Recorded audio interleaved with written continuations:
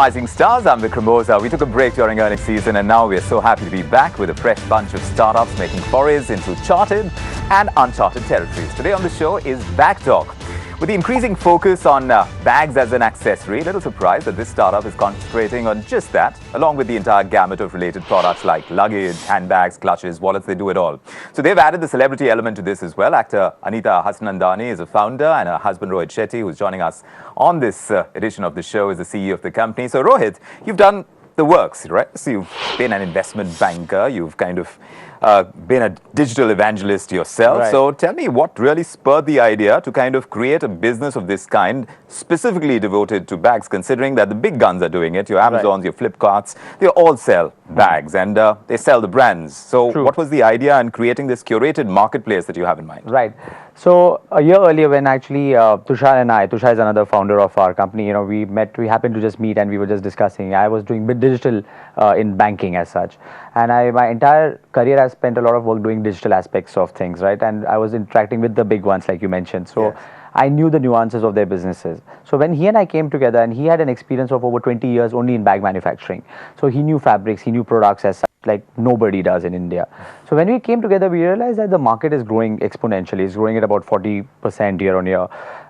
There is a huge demand for bags as such. And bags is one product wherein it appeals to every age group, right? From childbirth, you have a diaper bag for mothers, right? Yes. Or you have something called a dead body bag, right? We have some stuff like that on our platform, wherein NGOs buy them in cases of natural calamities as such. So right from childbirth to death, it's all covered. Correct. We realize that this market is growing, and the typical marketplaces that are there in the market today, they're not focusing on this as a category per se, because it contributes to say less than 1% of the GMV, like we call it, right? Correct.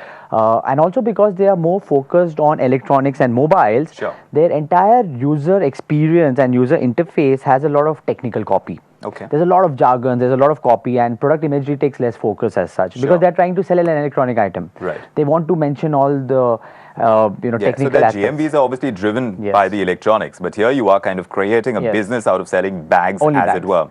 Yes. And within that, you've got manufacturers on board. Yes. So what's the business model that you've created around this? Right. Because you've got some 20 manufacturers on board already, and they create their own brands, etc.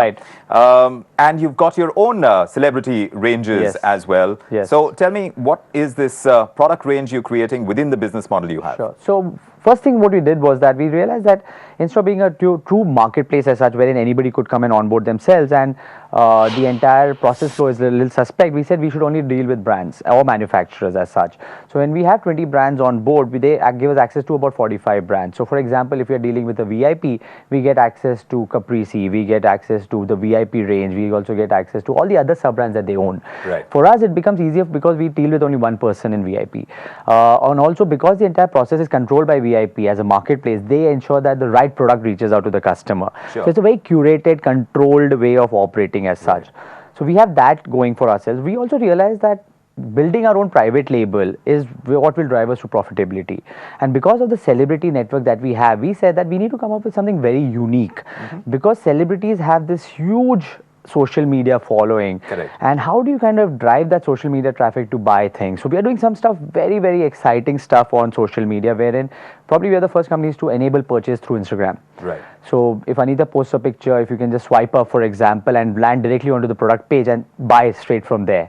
Nobody does that. We are able to do it because it's only accessible as a feature for verified accounts. Right. So it's very cool stuff that we are doing. Plus we have our own manufacturing arm through Tushar, which is actually helping. You already had this manufacturing arm that was producing bags. Yes, absolutely. So we are getting their brands also on board, which actually help us come to profitability much sooner. But we realize that being truly a marketplace is what will actually get us more consumers, because we don't want to push our products onto or thrust our products onto the consumers. Right. So you might come looking for a particular product. I need to ensure that I give you an unbiased view, an unbiased portfolio of products to you, based on analytics and data. But what about funding? Because you're starting off bootstrapping. Absolutely. This is a dangerous place to be right now. True. Like I mentioned, I mean, there are so many players over there. True. $60,000 is what you've already put in. 600,000. 600,000 US dollars, I stand corrected. Having put in that kind of money, what's your funding plan, as it were, going ahead? Because I know that you started about a year ago, Yes. But you didn't get the website right, Right. and so you decided to kind of wait until you kind of Yeah. launched and went the whole hog. Absolutely. So I think in terms of funding, I think we are sufficiently well funded for another 18 months. We plan to come out with about 2 or 3 stores, a physical store as such. Again, high impact, high technology driven store this year. But I think up to 18 months, I think we are self-sufficient when we really feel the need to go to. What we realized was that all these other marketplaces were playing the discount game, right? Like, Yes. the pricing is not a differentiator in my head. Very, very clearly. It can drive, and you've been reading examples of Yes. what's happening all over Yes. without You can naming get anybody. it so wrong.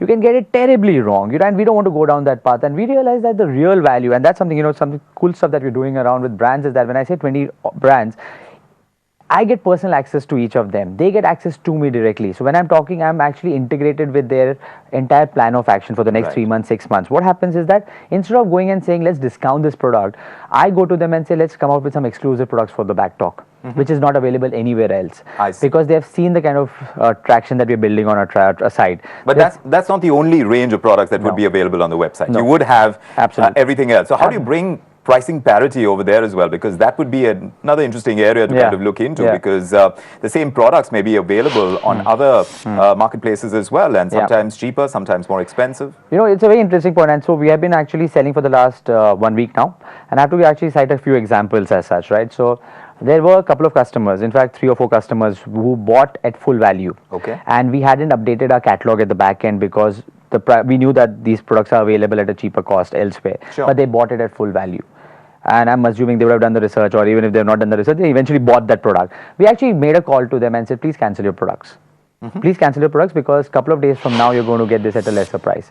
So that's the kind of value we want to drive. Sure. And what our appeal to all the brands that are there on the platform is that from our end, we will not be discounting our products, but at least you need to maintain parity across all platforms that you deal with. So if you're dealing with Amazon, Flipkart, Myntra, if you're doing certain kind of offers there, you should also enable those offers on our end. So that's something that we have got an agreement of sorts with all the brands. So Also, the distributors aren't mentioned on your website as well. What's the logic behind that? So none of the distributors or retailers or traders can enroll themselves or onboard themselves on our platform unless the brand or the manufacturer gives them a check.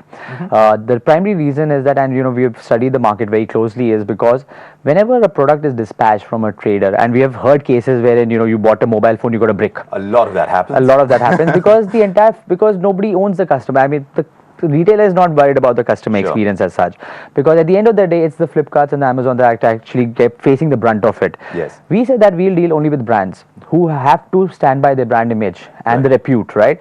They would never ever do something like that. So we said, let's actually look only towards the brand. So distributor only if the brand says he's our principal distributor for an online channel, Sure. is when we go to them. So in these small ways, you're trying to create these differentiators in your business model and the kind of offerings that you Yes. have, Yeah. but the sustainability of it is going to be Yeah. tested as the days Yeah. and months go by. So just a couple of other differentiators as well. So one is on the consumer aspect of it, right? So we said that we want to be a curated experience. So too much of choice is also not that great for a customer. When you come on the site, the typical thing that you see is that it's listed by low to high kind of a pricing.